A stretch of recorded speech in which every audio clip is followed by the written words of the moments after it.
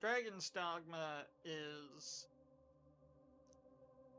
one of those old classic games which, at first,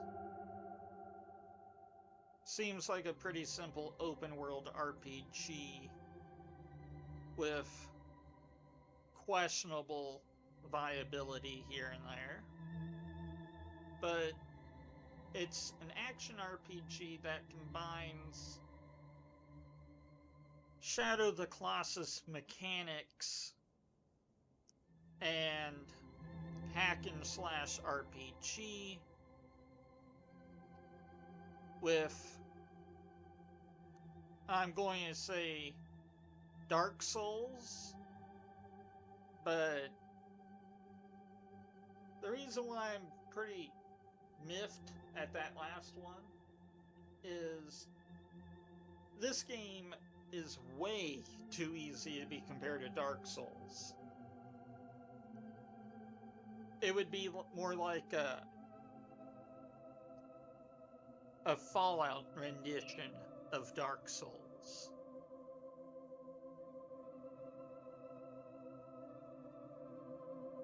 Now, the thing is, this game is segregated into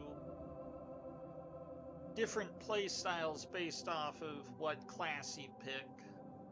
Pretty much, I didn't get the first quarter of the game recorded in my LP, but that was partly due to recording errors. And I was far enough in the game I didn't feel like starting over. And I went into this blind. But yeah, I showed off Magic Archer and Strider in that gameplay. And the thing is, after doing a little bit of research on classes, pretty much the best classes, I optimized my pawn probably in one of the worst ways he could set up a pawn. I set it up as an Archmage, which has really flashy spells, but very long cast times, and it's actually recommended to not have something that complex in the hands of the AI. That and the AI in the game for your companions, it's sort of one of those weird categories.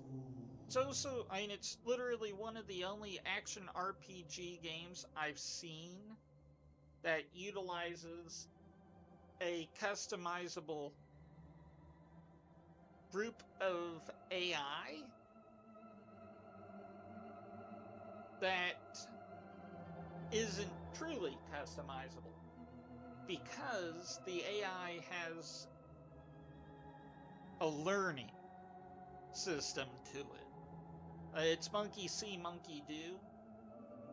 So if you do a lot of climbing on the monsters, your pawns will start to do so, even when they can't do so viably. One of my, well, it's not my pawn. You can rent other people's pawns, but he sort of became sort of a main staple in the LP.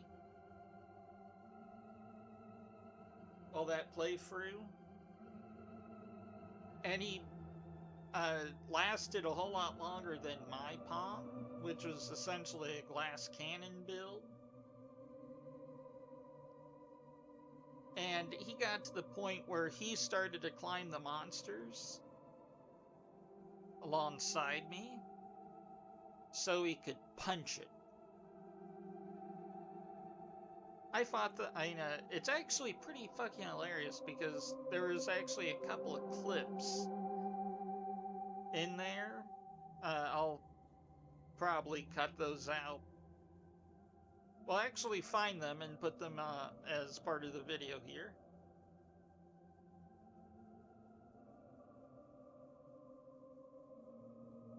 And the thing is, it's one of those games that's pretending to be simple, but there's a bunch of gears hidden within the veneer of the clock. You know, you have a clock. A lot of analog clocks and their glory isn't the clock, you know, the exterior. It's when you open the damn thing up and watch all the gears tick and grind. So then you can truly appreciate the magic of an analog clock.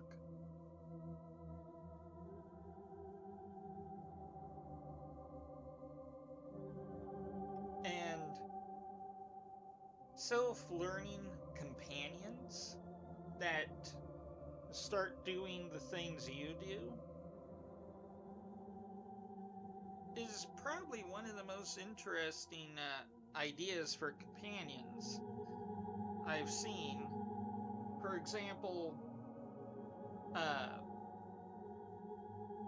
Skyrim and Fallout 4, two of the main big open world games with companion systems. You know, Fallout 3. I haven't really played Fallout 3 with companions. Hell, Fallout 3 is a game I've been meaning to complete. But that's what this YouTube channel is all about. It's me looking for an old game. Well, no. Taking an old game I have on my bucket list, playing it all the way to the end for you lovely viewers, and sort of looking at it and critiquing it the best I can after I do a blind playthrough. Now, I did play the Dark Arisen edition, but I did try to play it, and I found that it was too hard because you're actually supposed to beat the base game, start over in New Game Plus, which carries over your character's stats and level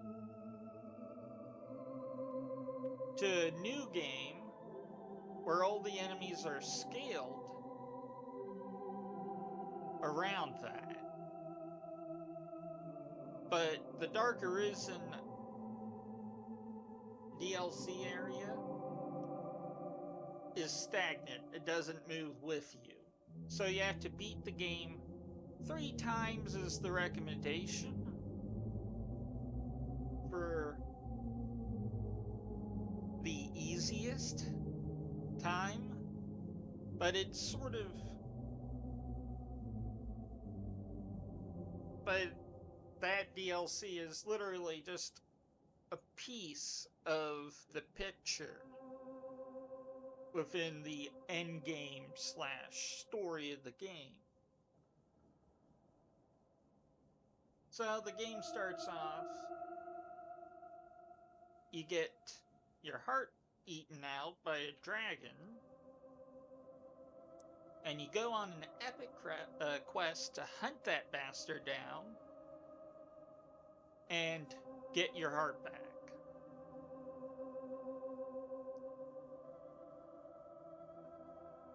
And the thing is,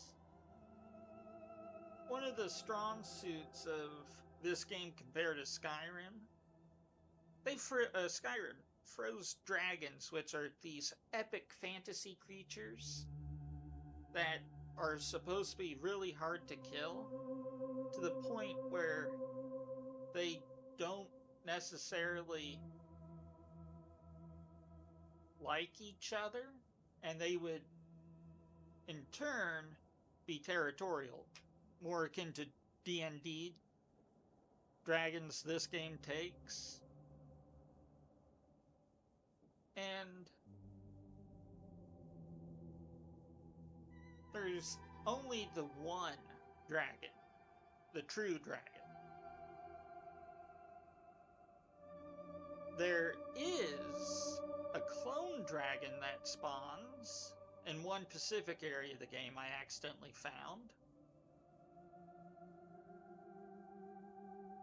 And he's pretty much the final boss, air quotes, but 1/3 the size by basic estimates of character size compared to, my character's size compared to that dragon. But that little whelpling took almost an hour to kill with a level 50-ish character.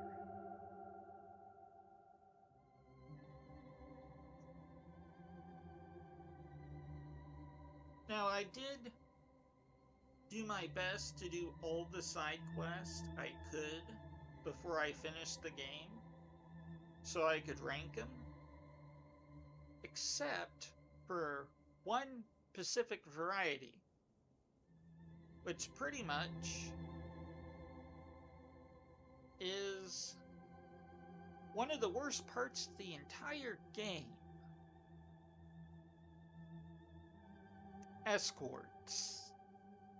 This game, literally half of all of the side quests in this game are escort missions. And this is all in fine, don't get me wrong. But the problem is, the majority of the people who played this game, including speedrunners and other varieties of gamers, recommend you skip them, but if you do decide to take them on, to cheat by,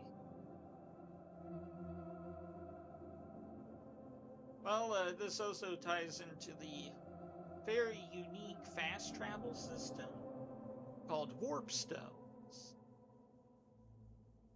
Essentially, you get these crystals, a warp crystal, and you can put it anywhere in the game and use a waystone to go to that crystal at any point. So essentially, you would pick up the quest, the escort mission,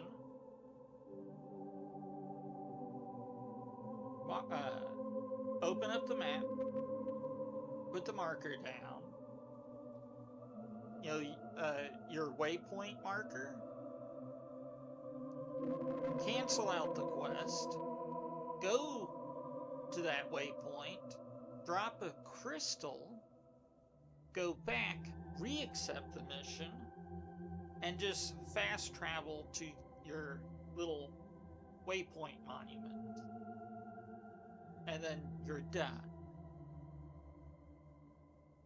So, I actually tried a few missions without cheating.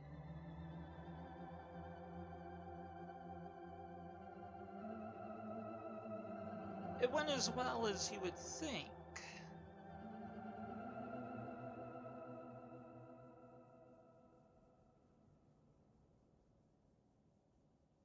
Yeah, it didn't end well.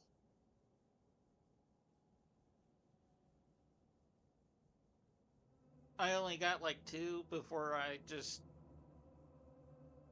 stopped. Literally, with how the areas are designed, with enemies and the like and layout, it spawns the same exact way every time. There's no legendaries, there's no random stronger enemies here or there. If you killed an enemy in that spot, 100% of the time, if it's been 3 days since you've been there, or 2, hell, small enemies, if you reload the area, all the small enemies reload.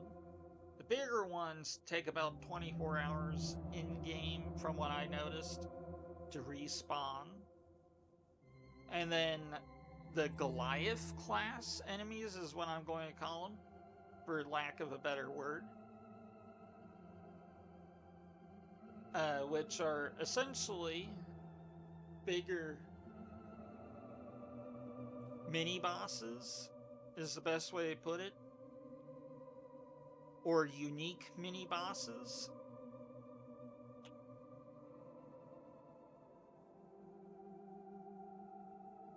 But throughout the game, there's literally just random points of increased difficulty with some of the humanoid enemies, to such a point. I actually recorded this boss fight. I'll put in the background. The entire dungeon, all the way up to this one dude, was such of a slog and pain in the ass that the dungeon itself was actually a much better and more difficult experience than the fucking boss. And the thing is, you want to use the dungeon to build up the boss fight to follow through. What they did was make the dungeon more engaging than the boss. But there's actually a lore reason. I forget his name, but he steals this magical MacGuffin, which is a magic key owned by the Duke.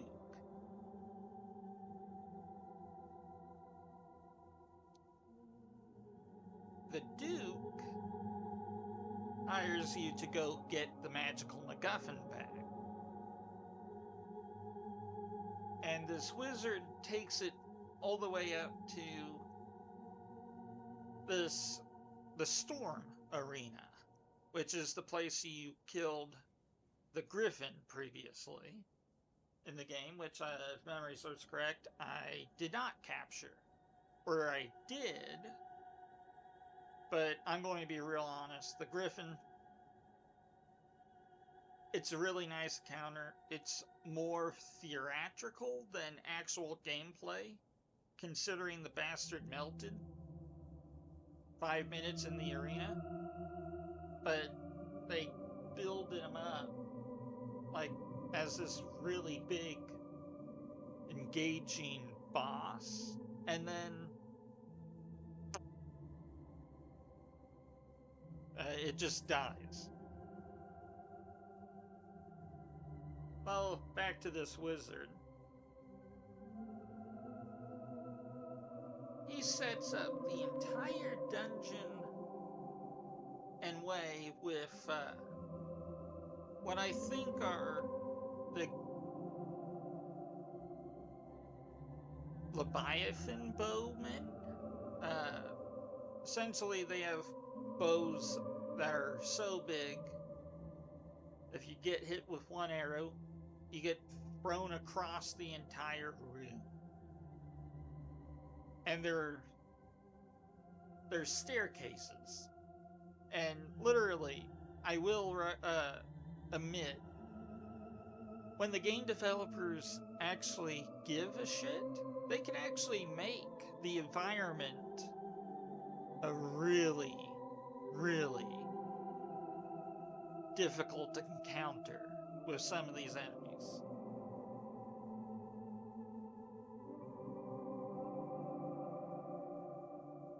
Yeah, your stats aren't going to help you when you get thrown into frozen water 3 stories off, into frozen water. No, fuck you. You're dead. But the catch is, with how the checkpoint systems work, they don't, you don't save the game, and then when you die, it automatically reloads to your last save point. No, they do checkpoints in this game. And not just checkpoints, but you can save your game, but it will reload your character to the last checkpoint within the game.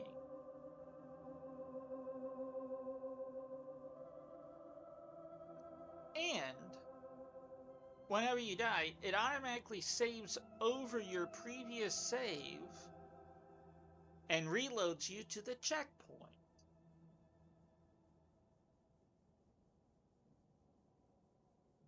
Which may not seem bad, but when you die, you start at the beginning of this dungeon crawl all over again. With enemies that can one-shot you into oblivion.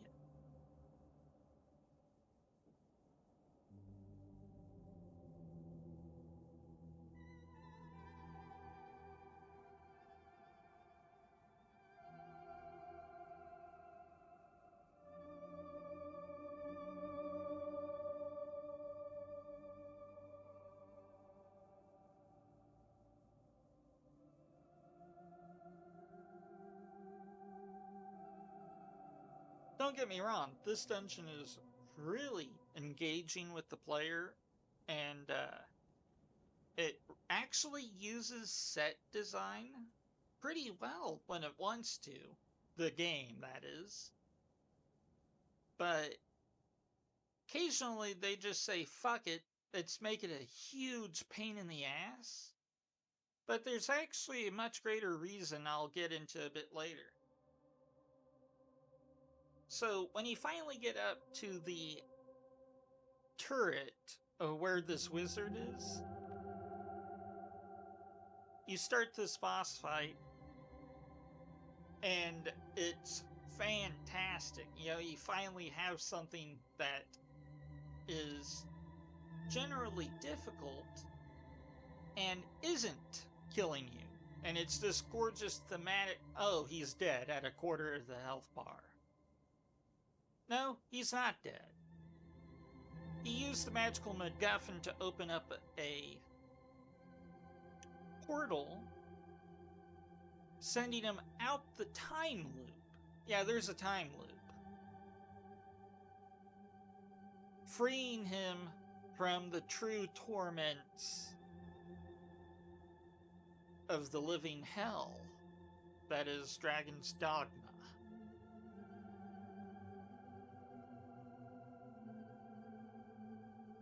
Now, this game gets really philosophical, and it's one of the only games I've seen utilize philosophical horror. The game itself, there's different flavors of horror, but a philosophical horror really doesn't hit you until you see the whole picture. This game is really good at sowing seeds, which once you step back and look at the entire piece, you realize the horror.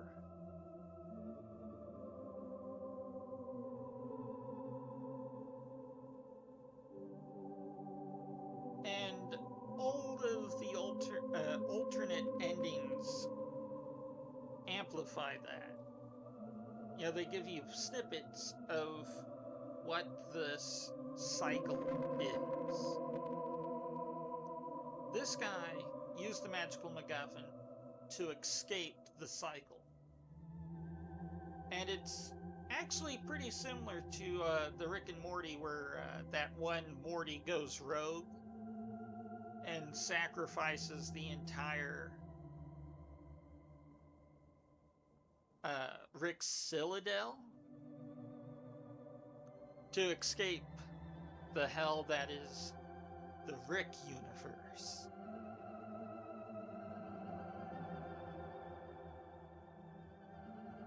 So that's essentially what this guy does. He just, poof, no longer there.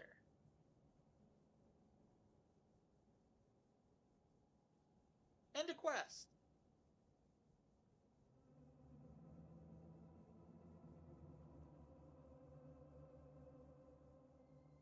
And the other thing I failed to mention about this dungeon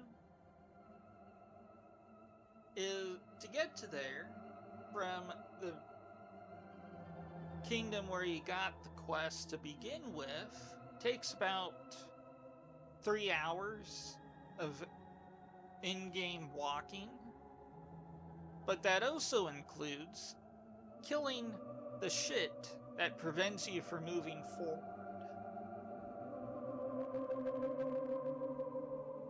And there's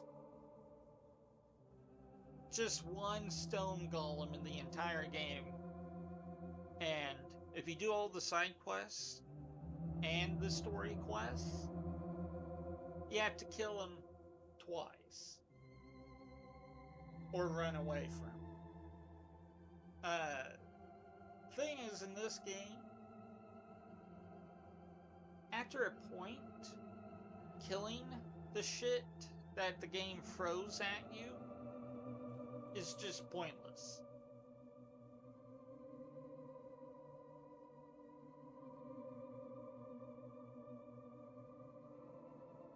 The game doesn't scale the enemies to you, which is odd. You know, after playing games like Skyrim and Fallout 4, the enemies are scaled to you if you're under the level recommended. But there's also caps to that, so certain areas are meant to be harder for lore reasons. Everything has a cap, and it stays at that cap. Chimeras, in the beginning of the game, are really fun and engaging boss fights, which then they just throw at you non-stop to the point they just become a regular set piece and or enemy.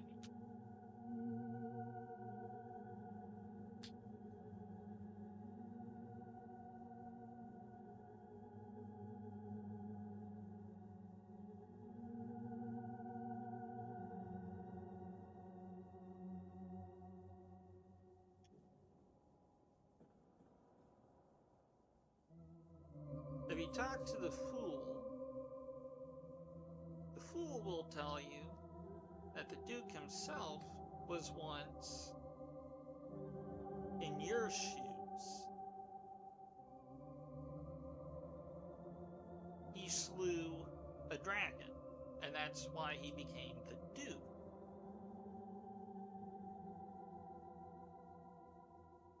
Or that's what he claims. But the Duke doesn't want another Dragon Slayer to take up his throne, his legacy, his power. The Duke is a selfish one, a selfish one, who gives the illusion of heroic, selfless warrior.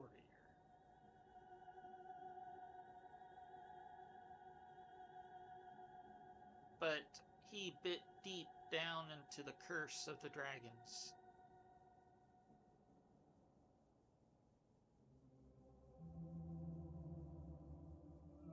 was his folly.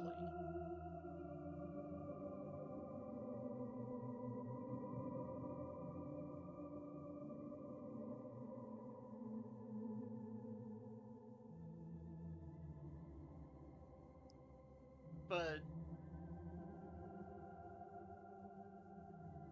essentially, the Duke is sending you on a shitload of suicide missions until there's nothing else for you to do.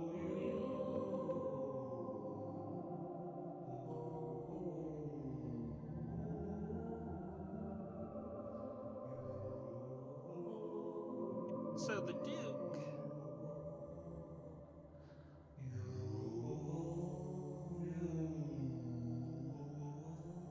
yeah, the Duke is sending you on a bunch of suicide quests so that you don't go kill the dragon.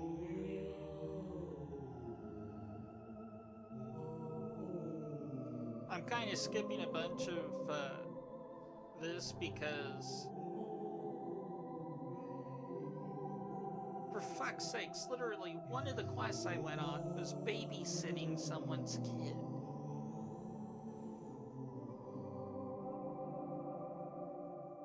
As the warrior who shall slay the great mighty dragon, who has killed the wyvern, who has killed the hydra, apparently. Yeah, in the beginning of the game, in the tutorial, you beat back a hydra, and it just sort of disappears.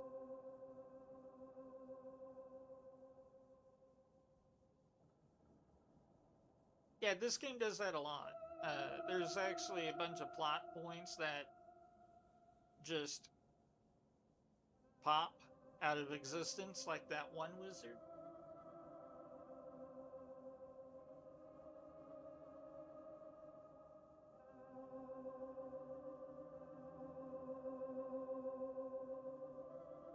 So,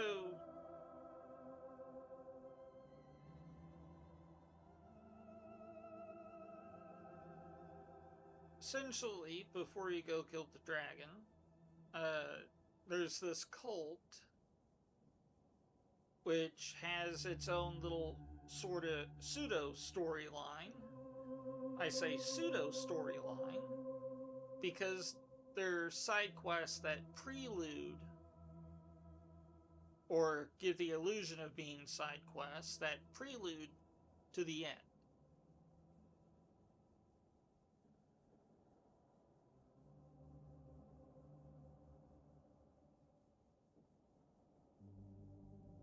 And they build up this priest as, well, he's not a holy priest, he's a dark priest.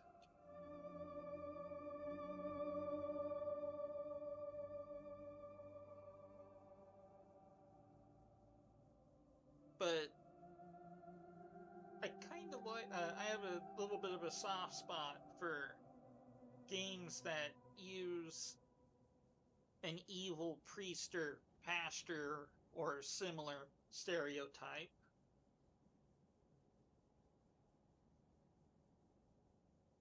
Because a false shepherd is more worthy of being slain than just a toothless raider.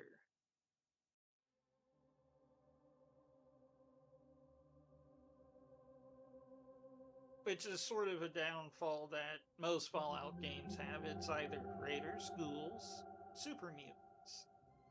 They're just there, they're trying to live, and they're trying to live outside the society that many others have decided to set back up. And since they don't want to work with the new society, they have to go.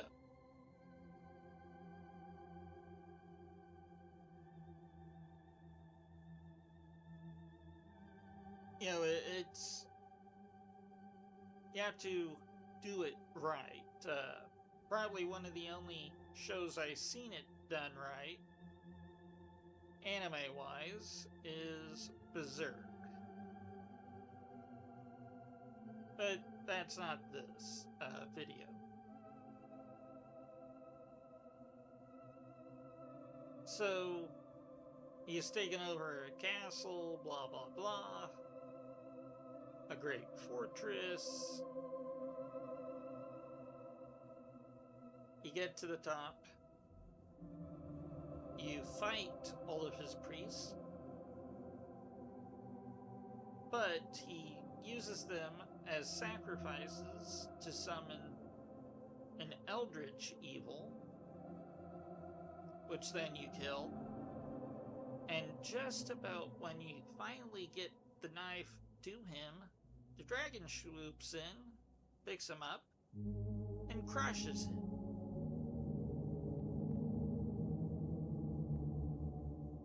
Mainly because he takes the priest as a great insult, because he thinks he's powerful enough to summon him to kill off the main character.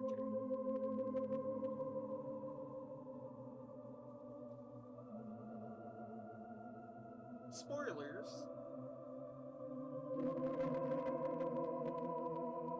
He doesn't get much of a say in that before he becomes paste.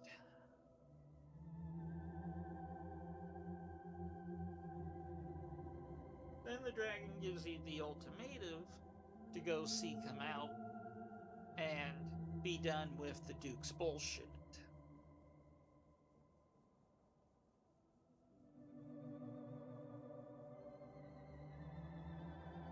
So,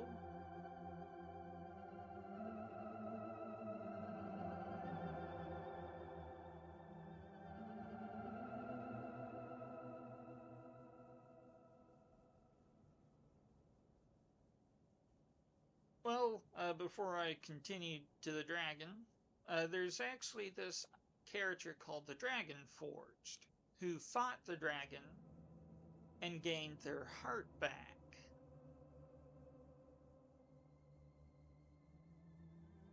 And now sits as a wise old hermit who only grants wisdom to those who seek him out.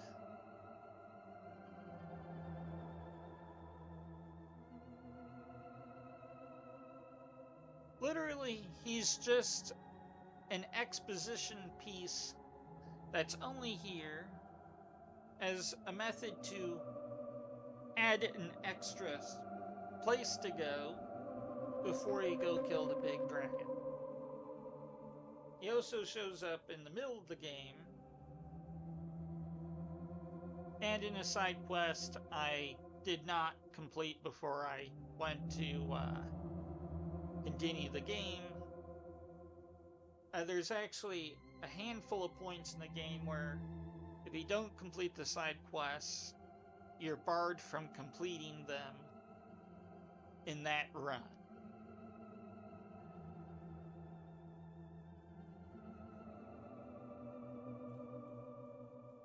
I tried to complete as many of those as I could, and that's one of the few that slipped through the cracks, aside from all of the unspeakable ones I mentioned earlier.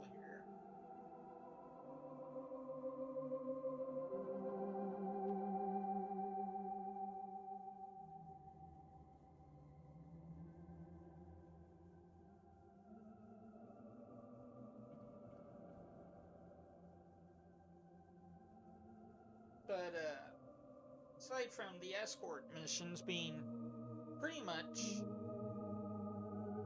unbeatable, a little other thing to add. If you fail an escort mission, there's no way to revert it. Because if the person that you're escorting dies, the game automatically saves.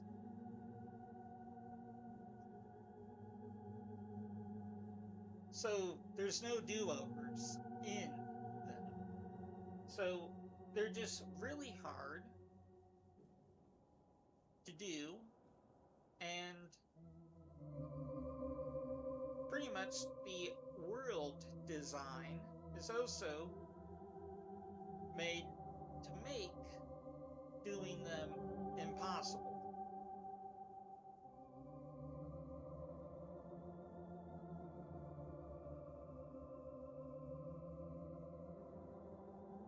Also, you go to the Keep of the Dragon. Once you pass all of the trials of all of the other, of harder versions of all of the common bosses you fought thus far, you get to fight the dragon. But before you get to fight the dragon, it pretends to be Crash Bandicoot.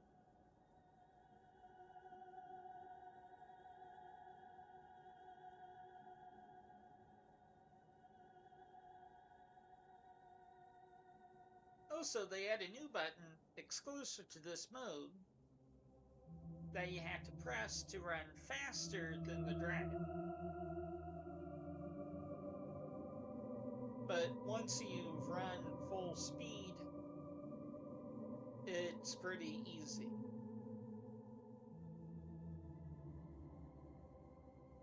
Now, the other thing with the dragon, it is by far one of the more cinematic boss fights I've seen in the game. Because the dragon does not shut the fuck up. He pretty much reads limericks and poems to you the entire time, all about forging your steel and forging the path ahead.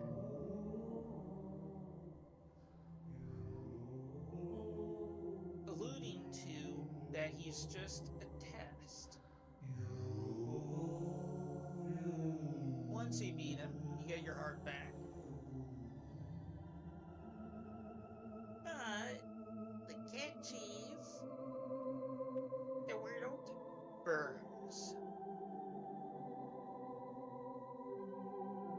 Burns in the flames of unmaking.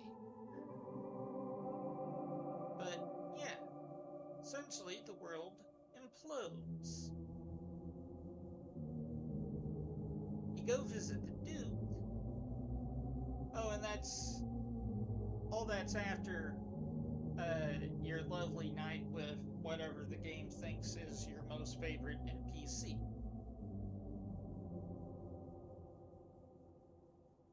Mine turned out to be this bald old man who I babysit his daughter twice.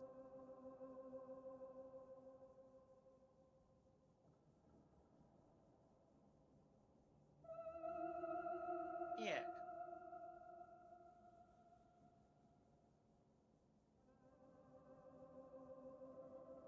So the world falls apart. The Duke has his youth sapped from him. The Dragon Forge turns to dust. Oh, and the kingdom of the Duke implodes. Which then, once you get chased into the hole, after talking to the Duke who accuses you of witchcraft and communing with the dragon, which, if you haven't gotten to the point, realized this entire thing is a cycle. One rises against the dragon kills them, or takes their heart and then starts the cycle. It's a malignant curse upon the land and souls of those within this game. Every time you start a new character, it's just a fragment of the internal cycle.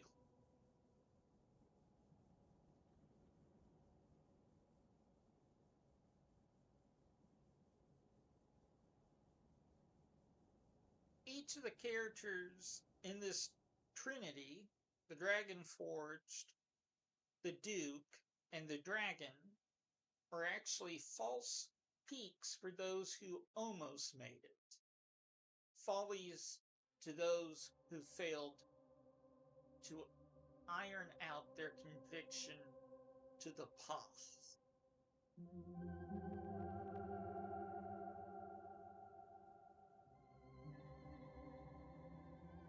The Duke buckled down into fear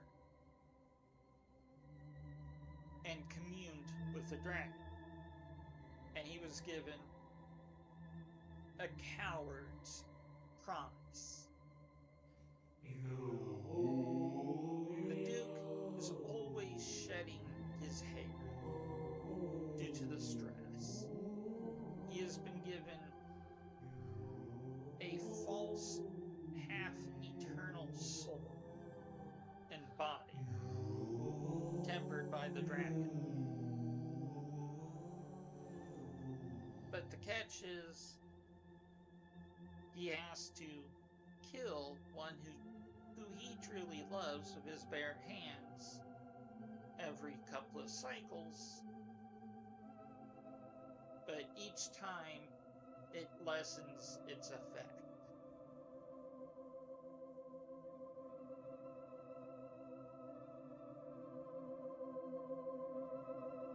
The Dragon Forged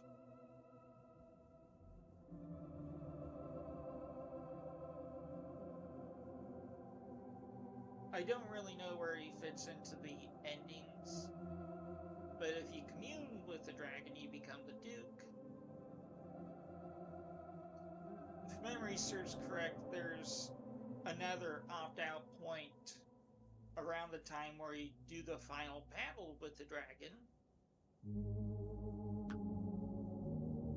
which is probably the Dragonborn's ending. The Dragon Forged ending, where you just become an old wise man for the next one in this cycle.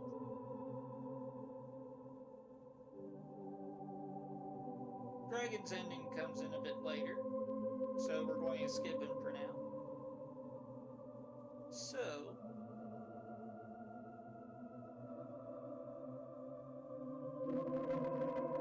this next part took 10 hours real life, but essentially you go through fragments of ghost dungeons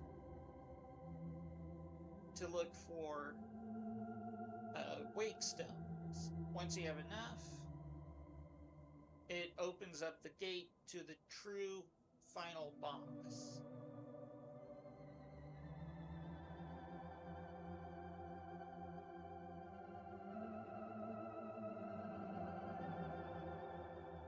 Now, this is also another one of those bosses I hold in high regards, because he follows the same outline as the dragon. He just shoves exposition down your throat as you kill him.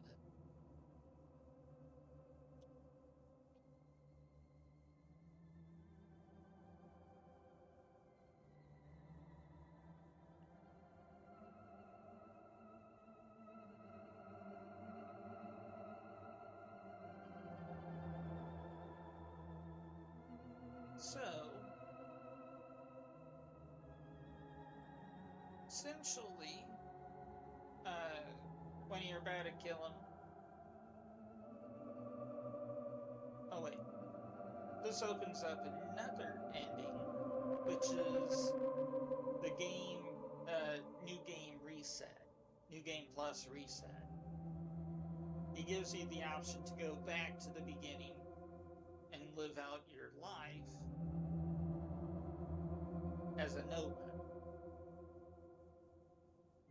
The nobody who gets their heart taken out by the dragon,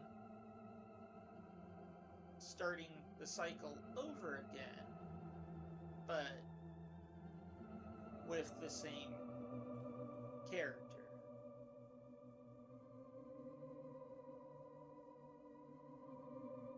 So if you move forward and kill the boss, just before he dies, he has a massive AoE nuke skill, which, if you get defeated in this part of the fight, you become the dragon, the big boss, who shall be the test marker for the next one in the cycle. Once you beat him, he gives you the Godbane Blade, as well as an opportunity to ask for more exposition of the game. Once you plunge the Godbane Blade into him,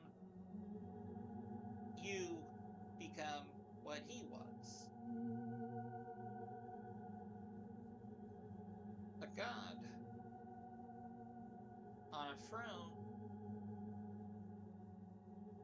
of an endless cycle.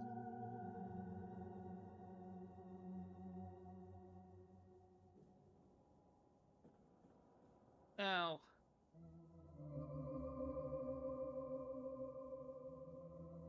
the psychological, the philosophical horror in this is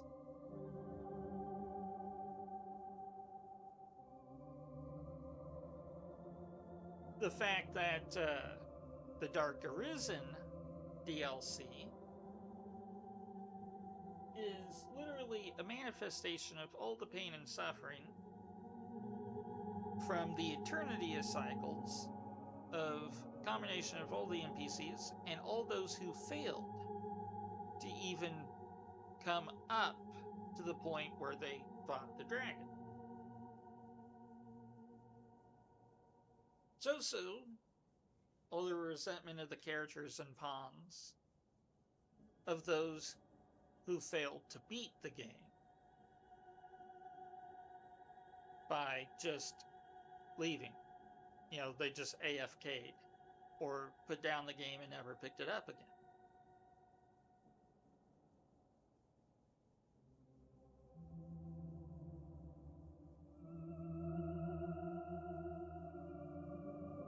And in this DLC is the method to truly break the cycle and end the torment.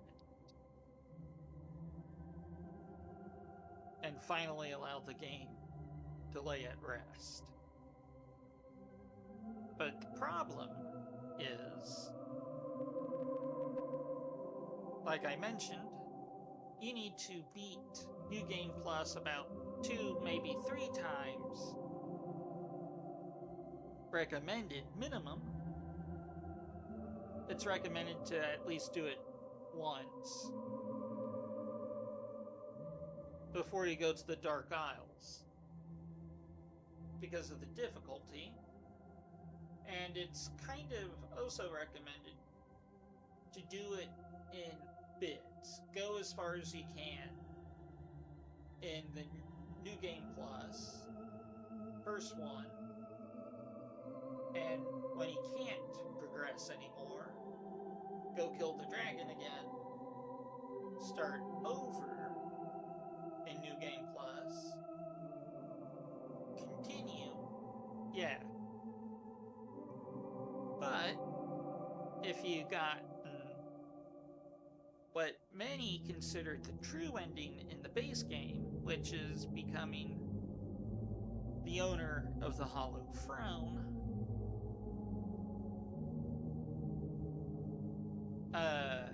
you're locked out of New Game Plus. You have to start over from the very beginning of a new character, a new pawn. And you know what? I say it's time to let this game finally rest.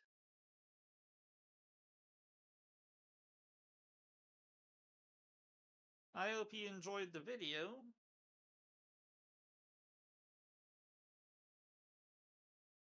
Which is, I would say if I was actually ending this. But this game is one of the only games I have ever seen utilize the concept of hollow victory.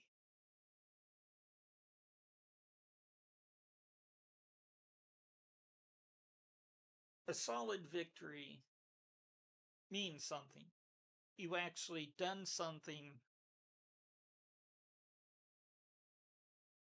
that leaves you fulfilled and actually helps you on your way. A hollow victory is a victory with no meaning. To the point where, can you really say you've won?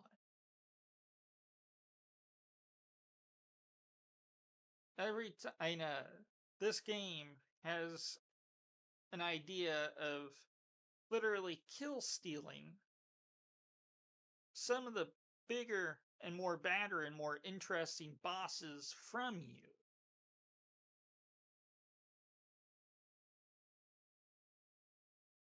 Every monster you fought was literally just a construct made by the system to test you, to see if you were worthy of continuing the cycle as any of these pieces, or be crushed under heel and tossed aside with the other refuse.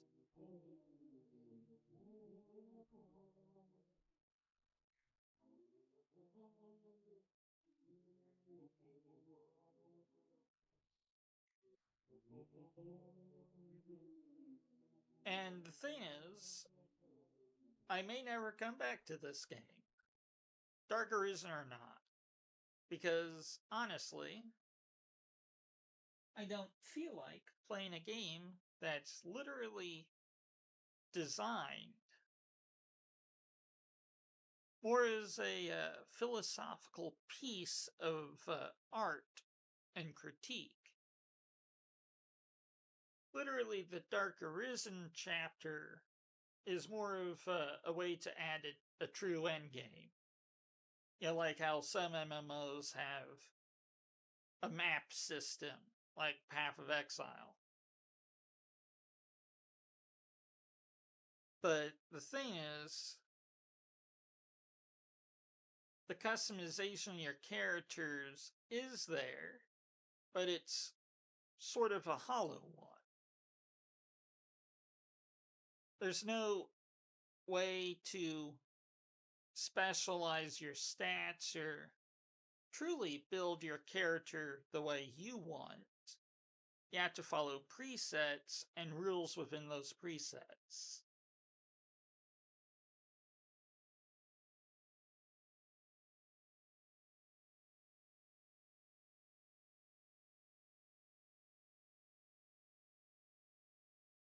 Now,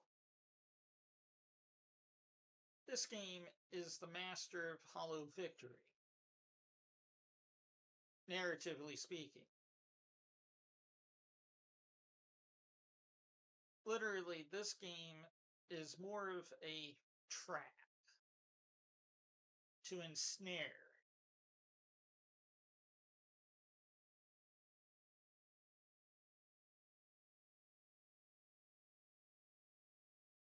And to truly free yourself,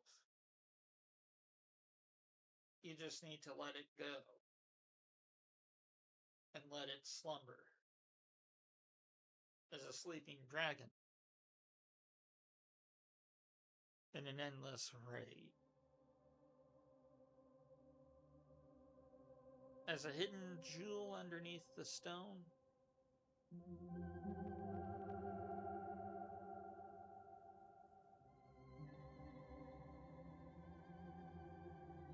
but it's one of those games that, my opinion, has to be experienced blind in order to see its true magnificence. Literally, after editing all of this video for this game, and just stepping back away from it for about 2 weeks to ponder it, and its more inner meanings,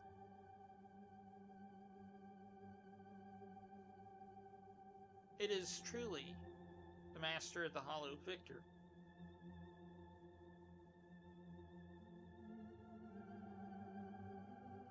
And like I was saying, a philosophical horror is one of the rare varieties of horror. And probably one of the best TV series I've seen that utilizes philosophical horror is Star Wars: The Clone Wars, which I'll put a link to if I could find the original video I watched. But I watched the entire series myself.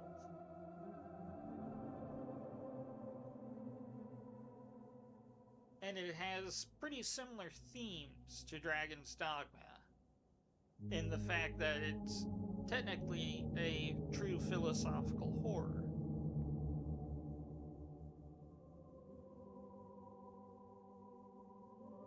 The Clone Wars follows the clones more so than any other character, including that of Ahsoka Tano. And clones are made to be weapons to fight in this war. And they're not allowed to partake in any victory. They can't claim any of the spoils because they're clones. They're not human.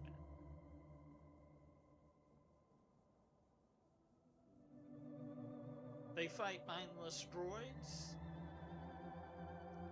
and the droids do fall. The rallying cry of all the clones is, "We are not droids. We are clones. We think. We feel."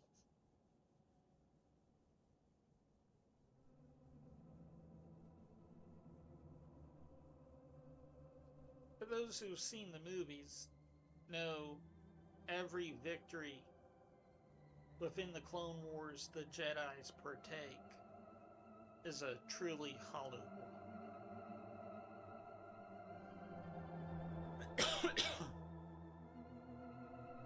The enemies of the Jedi throughout the split storytelling show that there's a much bigger scheme at works.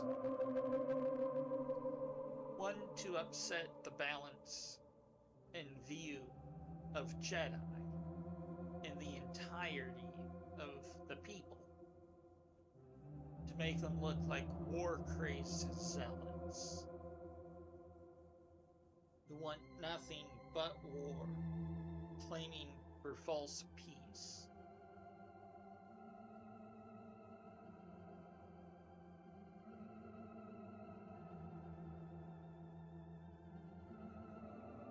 Truly,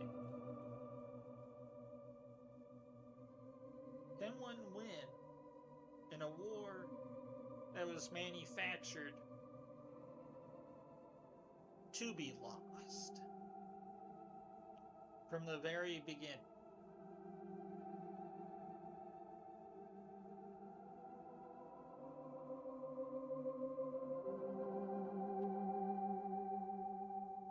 I hope you liked the video. I will put random clips of gameplay here and there, but the music is not from the game. It's actually something I made myself.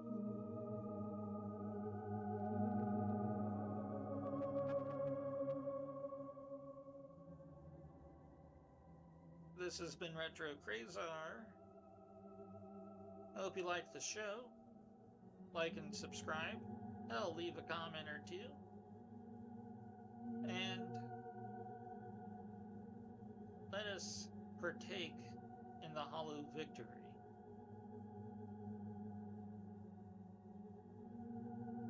And see you next time. The next game I'm going to play is Dead Island. See you there.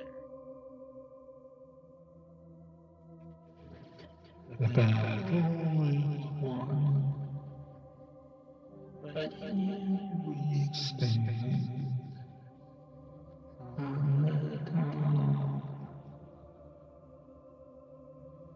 an empty throne, king once dead.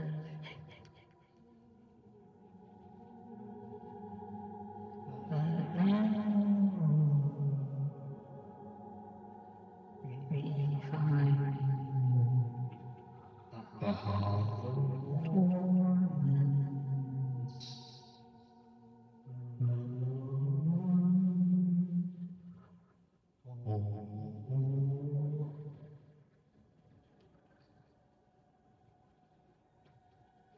Empty throne, the throne of no kingdom. In falsehood, we stand at the top, but for what? For it is a hollow ground.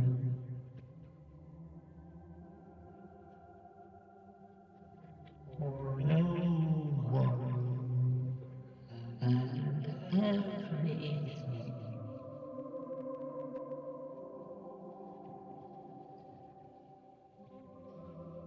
Just run for the top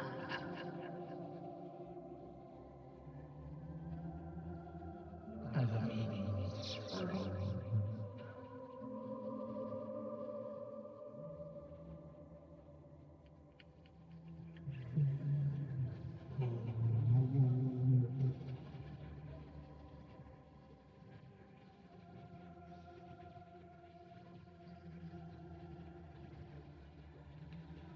We slew the great dragon. That is what we found. The dragon was not but a test. The whole world fell apart. And the world itself was a test. An endless cycle for any society.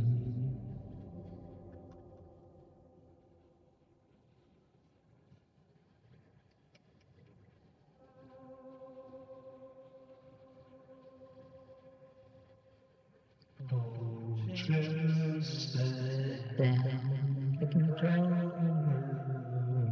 shut it down to end the cycle.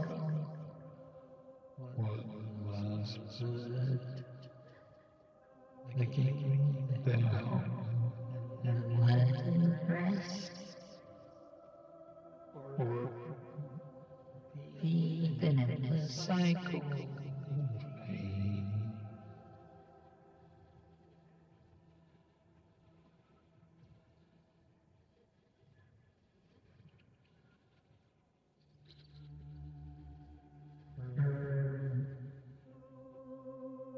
There be an island not too far, filled with nightmares.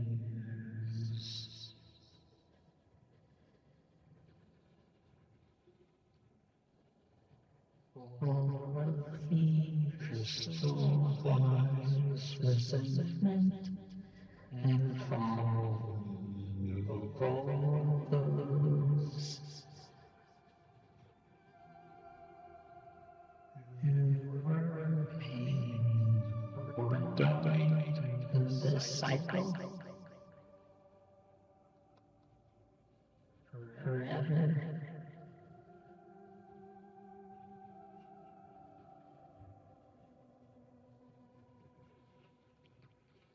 So these things about victory. It's time to let go.